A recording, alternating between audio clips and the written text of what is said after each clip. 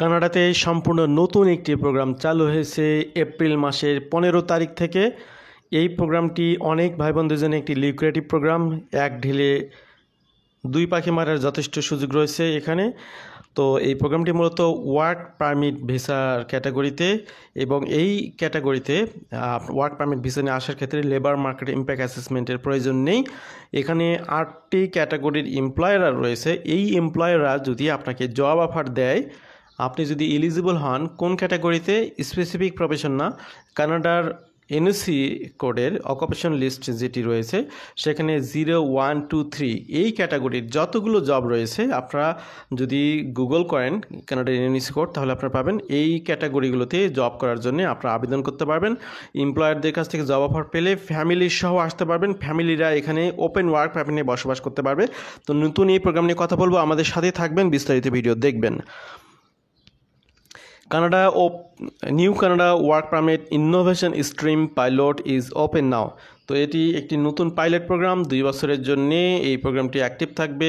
এপ্রিলের 15 তারিখ থেকে প্রোগ্রামটি চালু হয়েছে। On April 15, Immigration, Refugee and Citizenship Canada announced a new 2-year innovation stream pilot via the Global Hypergrowth Project. এর আগে আপনারা শুনেছেন গ্লোবাল ট্যালেন্ট স্ট্রিম নিয়ে কিছুদিন আগেও আমরা আলোচনা করেছি। তো সেই গ্লোবাল ট্যালেন্ট স্ট্রিম শুরু হয়েছিল 2017 সালে, আর এপ্রিলের 15 তারিখ জাস্ট 2 দিন আগে থেকে শুরু হয়েছে গ্লোবাল হাইপার গ্রোথ প্রজেক্ট এই নামে নতুন একটি প্রোগ্রাম। এবং এখানে গ্লোবাল ট্যালেন্ট স্ট্রিমের মতো শুধুমাত্র ইঞ্জিনিয়ারিং সেক্টরগুলোই সেখানে যুক্ত না, এখানে অনেকগুলো সেক্টর যুক্ত, সেগুলো আপনাদের জানতে হবে। তবে একটি বিষয় মনে রাখবেন, যারা স্কিল্ড পার্সন তারাই কেবল আবেদন করবেন। আপনি জীবনে কোনো দিন জব করেননি, ফ্রেশ, দেখা গেলো আপনি একদম অড জব করেছেন, আপনার নিজ দেশে হয়তো বা আপনি জেনারেল লেবার ক্যাটাগরি কাজ করেছেন, তাদের জন্য এটি খুব বেশি কার্যকরী হবে না। প্রকৃতপক্ষে যারা কোয়ালিফাইড ব্যক্তি এবং ম্যানেজমেন্ট লেভেলে কিংবা আপনার প্রফেশনাল লেভেলে যাদের প্র্যাকটিক্যাল অভিজ্ঞতা রয়েছে তাদের জন্যই এই প্রোগ্রামটি অনেক হেল্পফুল হবে। এটা খুব ক্লিয়ার একটি বিষয়। This new innovation stream pilot will allow certain Canadian companies to bring in highly skilled foreign workers. এই বিষয়টি মনে রাখবেন। আমাদের এই ভিডিওটি শুনে সবাই হুমড়ি খেয়ে পড়বেন, সবাই হুমড়ি খেয়ে পড়ে সবাই পারবেন তা নাই, কিন্তু স্পেসিফিক করা আছে হাইলি স্কিল্ড ফরেন ওয়ার্কার। আপনি যদি হাইলি স্কিল্ড ফরেন ওয়ার্কারের মধ্যে পড়েন, আপনি চেষ্টা করতে পারেন।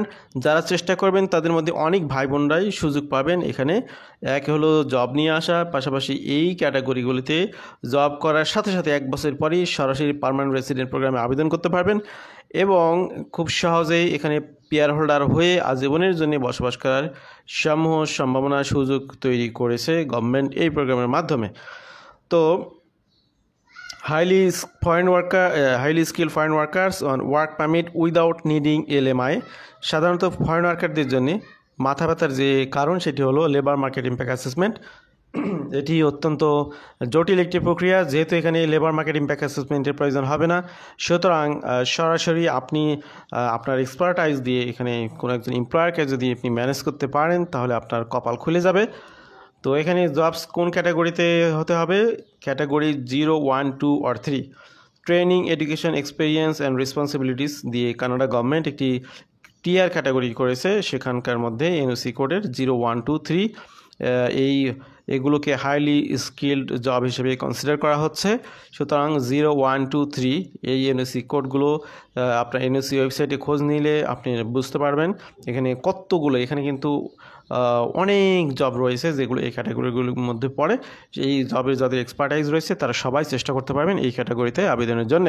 Furthermore, family members of these foreign workers will be eligible for an open work permit, allowing them to work for almost any employer in Canada.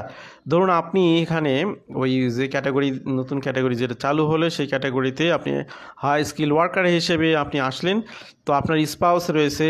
তো স্পাউসরা কী করবে? স্পাউসরা কানাডাতে আসবে, আপনার সাথে আসবে, আপনার ইনকাম থেকে বসে থেকে খাবে তা না, তারা ওপেন ওয়ার্ক পারমিট নিয়ে ইচ্ছে মতো জব করতে পারবে। আপনার বাচ্চারা যদি 18 বছর বয়সের নিচে হয় তাহলে তারা ফ্রি এডুকেশন পাবে, পাবলিক এডুকেশনগুলো ফ্রি অফ কস্টে তারা পড়াশোনা করবে। তারা যদি 18 উপরে হয় তাহলে তাদেরকে ফ্রি এডুকেশন দেওয়া হবে না, কিন্তু তারা ওপেন ওয়ার্ক পারমিট নিয়ে কাজ করতে পারবে। পাশাপাশি পড়াশোনা করলে সেই কাজের টাকা দিয়ে তারা তাদের টিউশন খরচটা মেটাতে পারবে। তো এখানে অনেকগুলো সুযোগ সুযোগের বিষয়ে বুঝতে পারতেছেন, বিষয়গুলো আপনাদের সামনে নিশ্চয়ই clear. The innovation stream is schedule to continue for 2 years. এটি 2026 সালের 22শে মার্চে শেষ হবে। তো 2026 সালের 22শে মার্চের আগ পর্যন্ত এই প্রোগ্রামে আপনারা সবাই আবেদন করতে পারবেন। যদি এই প্রোগ্রামটি গভর্নমেন্টের নিকট খুব ফ্রুটফুল মনে হয় তাহলে তারা এটি আরও সময় এক্সটেনশন করতে পারেন, আর যদি ফ্রুটফুল মনে না হয় তাহলে তারা প্রোগ্রামটি ক্লোজ করে দিতে পারেন। তো এই প্রোগ্রামের বিষয়ে কানাডার বর্তমান ইমিগ্রেশন মিনিস্টার মূলত তিনি বলেছিলেন 2023 সালের 27শে জুন একটি ঘোষণা দিয়েছিলেন যে কানাডা টেক স্ট্র্যাটেজি নামে একটি ক্যাটাগরিতে তারা যে পার্ট অফ ইট তারা হচ্ছে নতুন একটি ইনোভেশন স্ট্রিম তারা চালু করবে। সেইটি মূলত তারা চালু করলো এই আপনার 15 এপ্রিল থেকে। কী কারণে? Bring talented workers to help build innovative businesses. তো কানাডার বিভিন্ন ইনোভেটিভ বিজনেস হাবগুলোকে আরও স্মুথলি রান করার জন্যে তারা মূলত এলএমআইয়ের জটিলতা মুক্ত গ্লোবাল ট্যালেন্ট স্ট্রিমে আসতে হলে কিন্তু আপনার এলএমআইয়ের প্রয়োজন রয়েছে। সেখানে সুযোগ হলো যে এলএমআইয়ের প্রসেসিংগুলো খুব দ্রুত অল্প মানে এক সপ্তাহ না, এখানে 7 থেকে 11 বিজনেস ডেজের মধ্যে তার এলএমআইগুলো কমপ্লিট করা হয়। কিন্তু এই প্রোগ্রামে এই স্ট্রিমে এলএমআইয়ের প্রয়োজনই নেই। তো এটা অনেক বড় একটা গ্রেট একটা অপরচুনিটি হবে অনেক স্কিল ভাই বোনদের জন্যে। Innovation stream pilot eligibility criteria, এবার এটা একটা মেজর বিষয়। এখানে এলিজিবল হওয়ার জন্য কী লাগবে? এখানে এলিজিবল হওয়ার জন্য প্রথমেই বলেছি আমি যে আপনার অকুপেশনটি এনওসি ক্যাটাগরির মধ্যে, টিয়ার ক্যাটাগরিতে এনওসি লেভেলের 0, 1, 2, 3 মধ্যে থাকতে হবে। এটা হলো সবচেয়ে বড় ক্রাইটেরিয়া। এরপরে আরও কিছু স্পেসিফিক এখানে বলা হচ্ছে, to apply for work permit under the innovation stream pilot foreign nationals inside or outside Canada need a job offer from one of the eligible employers under the Global Hyper Growth Project. তো এখানে প্রথমেই যে কাজটি করতে হবে job offer নিতে হবে। Job offer নেওয়াটা কিন্তু খুব কঠিন বিষয়, আবার সহজ বিষয়। বিশেষ করে এলএমআই রিলেটেড যে সমস্ত জব অফার সেগুলো নিয়ে অনেক কঠিন। কিন্তু এই ক্ষেত্রে যদি এমপ্লয়ার মনে করে যে আপনি এখানে এলিজিবল, তাহলে আপনাকে সহজেই তারা এখানে হায়ার করতে পারে। যেহেতু এখানে এলএমআই প্রয়োজন নেই, জাস্ট আপনাকে তারা জব অফারটি দিবে গ্লোবাল হাইপার গ্রোথ প্রজেক্ট এই ক্যাটাগরিতে। তাহলে এখানে তাদের কিন্তু পূর্ণ এখতিয়ার দিচ্ছে government. Applicants need to fill out their work permit application using RCC secure account.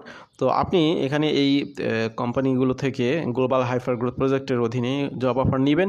এরপর ভিসার আবেদনের ক্ষেত্রে আপনি কোনো আইআরসিসি সিকিউর অ্যাকাউন্টের মাধ্যমে এখানে ভিসার আবেদন জমা দেবেন। সেক্ষেত্রে আপনি আরসিআইসি অর্থাৎ immigration consultant, registered regulated immigration consultant, immigration lawyer, তাদের হেল্পগুলো নিতে পারেন। অথবা নিজে যদি আপনি এক্সপার্ট হন নিজেও অ্যাপ্লাই করতে পারেন। এই হলো বিষয়। The job offer must fall under tier 0, 1, 2, 3 occupation as per national occupational classification. এই বিষয়টি আবারও এখানে স্মরণ করে দেওয়া হলো। Offered wages must be equal to or higher than the median hourly wage set for the region. তো যেই এলাকা থেকে আপনি এই জব অফারটি পাবেন সেই জায়গার ওয়েজ রেট, যেটা গভর্নমেন্টের ওয়েজ রেট, সেটার কমপক্ষে মিডিয়ান ওয়েজের স্যালারি আপনাকে সেই এমপ্লয়াররা অফার করবে। অর্থাৎ এখানে আরেকটি বিষয় দেখুন আপনাদের জন্য সুবিধা করে দিয়েছে গভর্নমেন্ট, সেটা হলো যে এই ক্যাটাগরি যে সমস্ত জবগুলো আপনারা পাবেন সেই জবের এমপ্লয়াররা আপনাদেরকে কখনোই লো স্কেলের স্যালারি দিতে পারবে না। আপনাদেরকে মিডিয়ান ওয়েজের স্যালারি আপনাদেরকে দিতে হবে, এবং অথবা মিডিয়ান ওয়েজের থেকে বেশি স্যালারি দিতে হবে, কিন্তু লোয়ার গ্রেডের স্যালারি আপনাদেরকে দিতে পারবে না। এটা একটা অন্যতম condition. If the position is covered by a bargaining agreement, the wage offered must also meet the standard outlined in that agreement.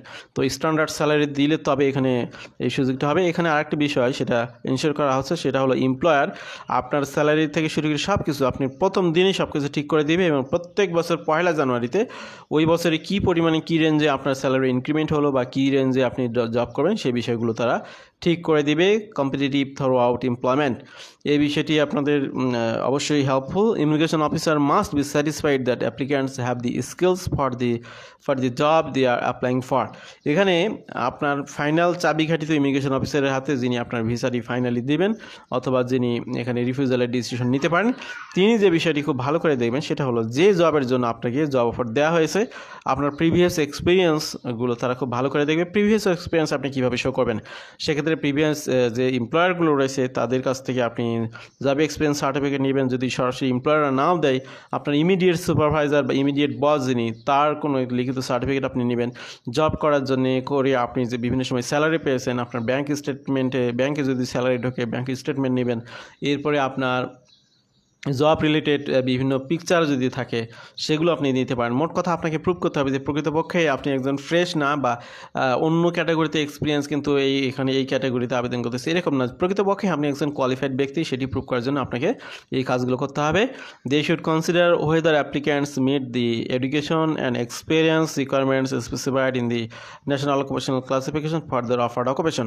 তো ওই যে 0, 1, 2, 3 টিয়ার ক্যাটাগরি যে জবগুলো রয়েছে সেই প্রফেশনগুলোর বিহাইন্ডে কিন্তু এডুকেশনের রিকোয়ারমেন্টগুলো এনএসসির ওয়েবসাইটে আপনারা পাবেন। সেই ধরনের লেভেলের এডুকেশন কিন্তু আপনাদের অবশ্যই থাকতে হবে। এক্ষেত্রে ওয়ারিড হওয়ার কিছু নেই, মোস্ট অফ দ্য কেসে আপনার ইউনিভার্সিটি অথবা পোস্ট সেকেন্ডারি ডিগ্রি এগুলোই রিকোয়ারমেন্টে থাকবে বা আছে। সুতরাং এই জায়গাতে আপনারা যারা শুনতেছেন পৃথিবীর বিভিন্ন জায়গা থেকে মোস্টলি আপনারা এই জায়গাতে কোয়ালিফাইড, জাস্ট আপনার জবটা এখানে নিতে হবে। এবং যেহেতু এলএমআইয়ের কন্ডিশন এখানে শিথিল করা হয়েছে, সুতরাং এমপ্লয়ারকে আপনি ম্যানেজ করতে পারলে আপনার বাকি কাজগুলো খুব সহজে হয়ে যাবে ইনশাল্লাহ। Full list of companies in Canada eligible to hire through innovation stream. তো এই যে নতুন স্ট্রিম, এখানে 8টি কোম্পানি মূলত কানাডার ভিতরে যারা আছেন এবং বাইরে যারা আছেন সবাইকে এখানে উইদাউট এলএমআইতে আপনাদেরকে ইনোভেশন স্ট্রিমে আপনাদেরকে জব অফার দিতে পারবে। তাদের লিস্ট আপনারা এখানে দেখতে পাচ্ছেন। এডিএস সাপোর্ট ইনকর্পোরেশন বা আডা সাপোর্ট ইনকর্পোরেশন, 2 নম্বর হচ্ছে এলায়া কেয়ার, 3 নম্বর হচ্ছে সেল কার্টা, 4 নম্বর হচ্ছে ক্লারিয়াস মোবাইল হেলথ, 5 নম্বর হচ্ছে ক্লিও, 6 নম্বর হচ্ছে ডুসনেই ফার্মাসিউটিক্যাল গ্রুপ ডিপিজি, এরপর রয়েছে লাইট স্পিড কমার্স, এরপর রয়েছে ভাইব কর্পোরেশন প্রোটেকশন। তো এখানে যে 8টি প্রতিষ্ঠান এরা কিন্তু পুরো কানাডাব্যাপী এই প্রোগ্রামের অধীনে আপনাদেরকে জব অফার অ্যারেঞ্জ করে দেওয়ার জন্য গভর্নমেন্ট থেকে অথরাইজড প্রতিষ্ঠান। তো এই প্রতিষ্ঠানগুলোকে পারসু করার জন্য তাদের ওয়েবসাইটে গিয়ে তাদের যে কন্ট্যাক্ট ইনফরমেশন রয়েছে, ইমেল আইডি, ইমেইলে আপনি সাধারণত আপনার সমস্ত দক্ষতা যোগ্যতা শো করে আপনার রেজুমি, 2 পেজের রেজুমি, এরপর আপনার এক্সপিরিয়েন্স সার্টিফিকেট, এগুলো আলাদা আলাদা অ্যাটাচমেন্ট দিয়ে সাবজেক্ট লাইনে আপনি যে বিষয়ে এক্সপার্ট আপনার অভিজ্ঞতা রয়েছে সেগুলো সহ আপনি এখানে পাঠাবেন। অথবা আপনি সরাসরি ফোনেও ট্রাই করতে পারেন এই সমস্ত প্রতিষ্ঠানকে। সবগুলো প্রতিষ্ঠানে ট্রাই করবেন, কোন প্রতিষ্ঠানে আপনাকে ফাইনালি সিলেক্ট করবে সেখান থেকে আপনি প্রসিড করবেন, যেহেতু সবাই এখানে অথরাইজড। সুতরাং এই প্রতিষ্ঠানগুলোর সাথে যোগাযোগ করার জন্য জাস্ট আপনি গুগল করবেন এভাবে, এবং যে প্রোগ্রাম এখন চলতেছে সেই প্রোগ্রামটি তার নামের পাশে দিবেন, তাহলে বিষয়গুলো আপনার জন্য স্পেসিফিক্যালি আরও সহজ হবে বুঝতে। তো ফাইনালি আবার এসে আপনাদেরকে যদি প্রশ্ন করি যে হাইপার গ্রোথ প্রজেক্টটা কি, গ্লোবাল হাইপার গ্রোথ প্রজেক্টটা কি, অনেকে হয়তো অ্যান্সার দিতে পারবেন না, তাদের জন্য আবারও এখানে রিভিউ। সেটা হচ্ছে the global hyper growth project GSP, a new scale up service from the Canadian government aims to help Canadian based business develop further and faster। তো কানাডা বেসড বিজনেসগুলোকে ডেভেলপ করার জন্য, দ্রুততম সময়ের জন্য ডেভেলপ করার জন্য গভর্নমেন্ট নতুন যে একটি স্কেল আপ সার্ভিস প্রোগ্রাম চালু করেছে সেটি হচ্ছে global hyper growth project. Through the combined resource of its government partners, the project helps customize support to meet the individual needs of each participating company, providing solutions that are distinctive as the companies themselves। তো বিভিন্ন নতুন project যে সমস্ত company run করতেছে এবং যারা এই প্রোগ্রামের অধীনে পার্টনারশিপ নিয়েছে তারা হায়ার করবে মূলত ওই 8টি কোম্পানির মাধ্যমে। তো এই হলো বিষয়, এখানে না বোঝার কিছু নেই। What is the employer-specific work permit? An employer-specific work permit in Canada allows you to work based on the terms specified on your permit, including details like the name of your employer, duration of employment, and authorized work location.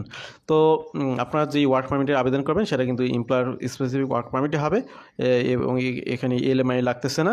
তো এই হলো বিষয়, আশা করছি বিষয়গুলো আপনাদের সামনে clear. তো আপনাদের প্রথম কাজ হলো যে 8টি প্রতিষ্ঠানের তথ্য দিয়েছি, সেই 8টি প্রতিষ্ঠানের সাথে যোগাযোগ করে একটি জব অফার নেওয়ার জন্যে আপনার সমস্ত প্রকার প্রচেষ্টা দিয়ে আপনি চেষ্টা করবেন। জব অফারটি পাবেন যখন, তখন সেই জব অফার সহ আপনি ওয়ার্ক পারমিট ভিসার জন্য আবেদন করবেন। ভিসার জন্য আবেদন করলে আপনি সাথে সাথে ওয়ার্ক পারমিট পাবেন তা না, প্রথমে ভিসা পাবেন। ভিসা পেয়ে আপনি যখন কানাডাতে এন্ট্রি করবেন তখন সেই পোর্ট পোর্টে আপনাকে ওয়ার্ক পারমিটের একটি পেপার দেওয়া হবে। সেই পেপার সহ আপনি ঢুকে যে এমপ্লয়ার আপনাকে জব দিয়েছে সেই এমপ্লয়ারের প্রতিষ্ঠানে গিয়ে আপনি জব শুরু করে দেবেন। বিষয়টি আশা করছি বুঝতে পেরেছেন। এরপরেও অনেকের কোয়েরিজ থাকবে, ইনবক্সে বা কমেন্ট করবেন, ইমেল করবেন, চেষ্টা করব আপনাদেরকে সঠিক অ্যান্সার দিয়ে সহযোগিতা করার, যদি সেই তথ্যগুলো আমাদের জানা থাকে। যদি না থাকে তাহলে তো আমরা হেল্প করতে পারবো না।